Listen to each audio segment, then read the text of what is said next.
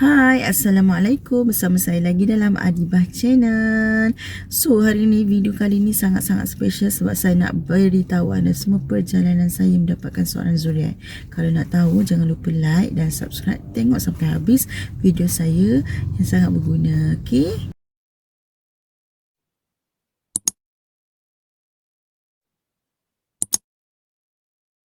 Sebelum ni saya pernah buat satu video berkaitan dengan TCC saya. Saya pernah bercerita tentang PCOS, Polycystic Ovary Syndrome. Okey, PCOS ni saya dapat tahu masa saya sebelum kahwin lagi sebab saya pernah sakit perut dan sampai masuk hospital. Okey, lepas tu sepatutnya saya ada treatment. Tapi disebabkan kita ni tak tahu pasal PCOS ni boleh menyebabkan kita lambat dapat zuriat apa semua. Jadi saya tak pergi pun appointment dengan doktor dekat hospital USM dulu. Jadi bila kita dah kahwin, kita baru tahu, oh macam ni. Jadi sebenarnya ilmu tu sangatlah penting untuk kita tahu. Okay? Jadi masa first video tu saya explain saya dah ada buat treatment dekat mana. Secara ringkasannya, sebelum ni saya buat treatment dekat hospital kerajaan, hospital Sungai Buloh. Tetapi disebabkan COVID, saya discharge. Jadi saya teruskan perjalanan saya untuk mendapat zuriat ni di klinik swasta. Okey, jadi perjalanan cerita saya ni start dengan saya pernah mengandung secara natural lepas 3 bulan kahwin. Saya kahwin pada 1 hari bulan 4. Lepas tu saya keguguran pada 9 hari bulan 10 2018. Masa tu dah hampir 5 bulan kandungan saya. Saya pergi tu sebab saya nak check scan baby lah. Kita boleh tahu kita punya baby boy ke baby girl. So masa pergi scan tu, doktor cakap baby dah tak ada denyutan nadi, denyutan jantung dah tak ada heartbeat. Jadi masa tu memang saya sangat sedih sebab tu adalah first time kan. Jadi kita dah excited nak jadi mami to be kan, tapi tiba-tiba Allah uji. Masa pergi scan tu memang dah tak ada heartbeat, tak ada simptom lain selain daripada tahu heartbeat dah tak ada. Okey, maksudnya tak ada sakit perut ke, tak ada bleeding, tak ada. Jadi mungkin itu ujian daripada Allah lah. So pada 9 hari bulan 10 2018 tu saya keguguran. Saya mengandung balik adalah bulan 1 2021. 2 tahun saya tunggu untuk dapat zuriat untuk kali kedua. Okay, tapi bukan secara natural. Sebelum ni saya pernah cerita, saya pernah buat treatment dekat klinik Pakar Darul Iman dekat Besut Terengganu. Tapi disebabkan treatment dekat situ tu dia macam tak meyakinkan saya, macam ni tak kena dengan jiwa lah kan. So saya pun tukarlah pergi Poliklinik Ihsan, jauh sikit daripada rumah saya di Kuala Terengganu. Besut ke Kuala Terengganu tu sejam lebih tau. Jadi saya sanggup lah, masa tu saya PJJ dengan suami saya. Jadi saya pergi treatment tu dengan mak ayah saya. Alhamdulillah, mak ayah saya sangat membantulah. So saya pergi kat sana, memang problem ni still sama lah, because saya punya ovari tu besar sikit, bengkak, and then cyst tu banyak. Telur tu ada tapi tak besar. Okey, dan doktor ni dia akan skip a few things lah sebab saya pernah mengandung secara natural sebelum ni. Maksudnya dia tak akan suspect fallopian tube kita block, ataupun kita punya kilang telur tu ada satu saluran untuk kita mengandung tu block. Maksudnya tak boleh nak pergi ke rahim lah. Jadi doktor skip yang tu, and then suami yang sama, doktor kata so suami pun skip sebab pernah mengandung bersama suami yang sama tu. Jadi saya teruskan treatment tu dengan makan ubat sajalah. Poliklinik Ihsan ni apa yang menariknya adalah treatment dia saya bagi 5/5. Sebab apa tahu? First kali adalah doktor perempuan.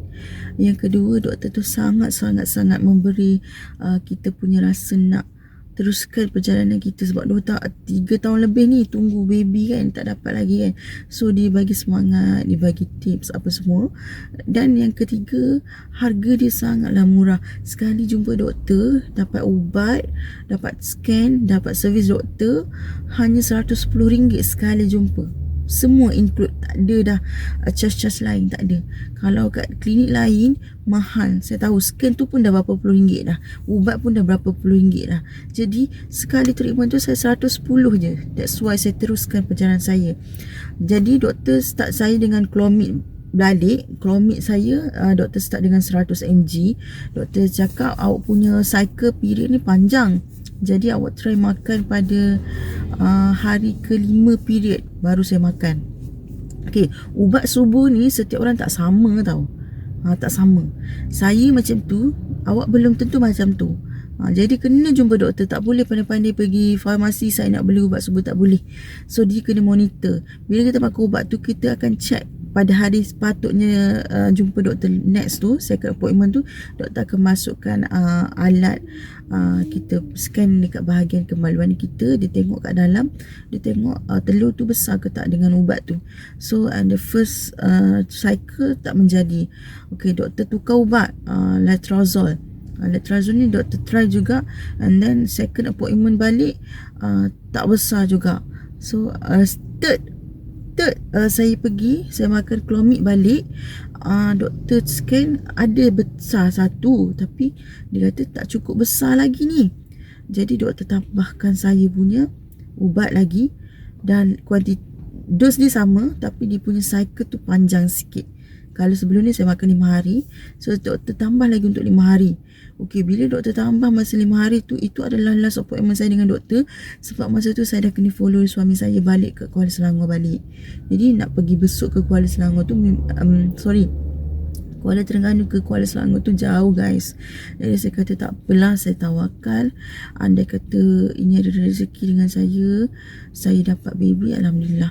Tapi memang betul-betul saya tawakal. Saya habiskan ubat tu, and then saya pun tawakal kepada Allah. Kalau ada rezeki ada. So doktor tambah lagi 2 biji untuk 5 hari. So saya makan Clomid, and then Alhamdulillah, saya tak sangka sangat-sangat. Sebab saya kata apa, kita ada sense tahu kita mengandung. Sebab masa first pregnant saya mengandung, saya tahu sebab saya ada bleeding sikit. Saya ingat ke period. Okay, benda tu same dekat situasi yang kedua. Saya rasa sakit perut sehari, and then lama tu saya ingatkan period lah kan, sebab ada bleeding sikit. And then saya pun tengok sehari je bleeding. Esoknya saya kata saya nak buat pregnancy test lah. So saya buat pregnancy test, and then positif. Alhamdulillah. Saya terus pergi jumpa doktor, scan apa semua. Doktor kata ada kantung apa semua. Terus dan seterusnya perjalanan mengandung saya.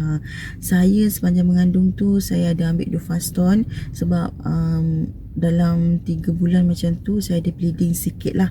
So masa tu kita risau lah, sebab kita dah pernah lost untuk first kan. So saya pun makan Dufaston, keep makan Dufaston saya, sehinggalah saya doktor kata boleh berhenti dah. Okay. And then Alhamdulillah 25 hari bulan 9 2021 lahirlah seorang zuriat yang saya beri nama Cik Nur Alisa Shakira. Jadi Alhamdulillah sangat. Kat sini saya nak share dekat korang, kalau korang nak pergi dekat Poliklinik Ihsan tu Kuala Terengganu, korang boleh pergi call dia, tengok kat Facebook dia macam mana buat appointment. Sebab dah ramai dah berjaya, and then I believe itu berkemampuan lah. Sebab 100 lebih je sekali jumpa. Tapi sekarang saya tak sure lah, mungkin dah naik sikit ke apa ke, tapi takkan lebih 300-400, tak ada. Okay, so perjalanan saya untuk dapat zuriat tu dibantu oleh ubat Clomid. Okay, Clomid, metformin, and then kena turunkan berat badan juga. Masa tu saya turun tak banyak pun, 3 kilo. Tapi 3 kilo tu bermakna. Okey. Jadi Alhamdulillah, itu saja daripada saya. Sebagai video ni memberikan semangat untuk anda semua yang masih menantikan zuriat. Untuk pengetahuan anda semua, saya punya rahim adalah terbalik. Okey, tips yang doktor share dekat saya, kalau rahim terbalik kena buat style macam mana bila bersama dengan suami adalah menonggeng, ataupun kita panggilnya doggy style. Okey, ini bukan luncah ke apa, tapi ini adalah ilmu kepada anda semua. So kalau ada siapa-siapa yang macam saya rahim terbalik, anda boleh mengandung. Okey, bukannya satu kelemahan untuk kita, sebab kita memang dilahirkan macam tu. Okey, itu sahaja daripada saya. Jangan lupa like dan subscribe. Kalau ada apa-apa soalan boleh komen dekat bawah. InsyaAllah saya cuba untuk balas balik komen anda semua. Itu saja. Bye.